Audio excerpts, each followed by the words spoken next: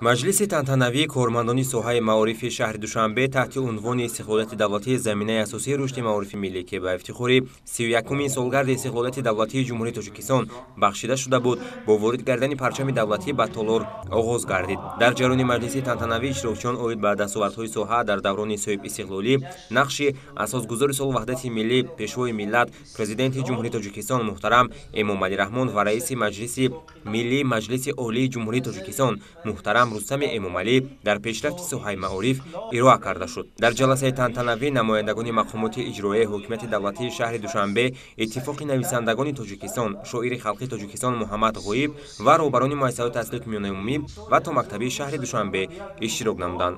Марҳилаи нав дар назди мардуми Тоҷикистон иҷрои вазифаи бисёр пурмасъулияти таърихӣ, яъне бунёди давлати мутамаддини ҷавобгӯ ба манфиатҳои халқу кишвар ва эҷоди аркони давлатдории муосирро ба миён гузошт. Дар ин росто ҳимояи истиқлолияти сиёсӣ ҳамчун ҳадафи стратегӣ дар низоми манфиатҳои ҳаётан муҳими кишвар мавқеи хоса дошта, барои мавҷудияти давлату миллати тоҷик дар масири ояндаи таърихӣ нақши ҳаётан муҳим дорад. Истиқлолияти сиёсӣ ҳамчун афзалияти умумимиллӣ ҳолати ҳимояшавандагии манфиатҳои ҳаётан муҳими кишварро дар назар дорад. Дар шароити феълӣ манфиатҳои ҳаётан муҳими ҷумҳурии Тоҷикистонро, манофеи бақодории мамлакат аз ҷумла ҳимояи истиқлолияти давлатӣ, тамомияти арзии кишвар, якпорчагию ваҳдати миллӣ, ташаккули ҳисси ватанхоҳию ватандӯстӣ, рушди устувор ва ҳимояи кишвар аз таҳдиду хатарҳои ҳарбӣ ташкил медиҳанд. Дар идомаи маҷлиси тантанавӣ ба ғолибони озмуни шаҳрии беҳтарин муассисаи таълимӣ дар самти корҳои ободонӣ сипосномаи мақомоти иҷроияи ҳокимияти давлатии шаҳри Душанбе дар вазъияти идона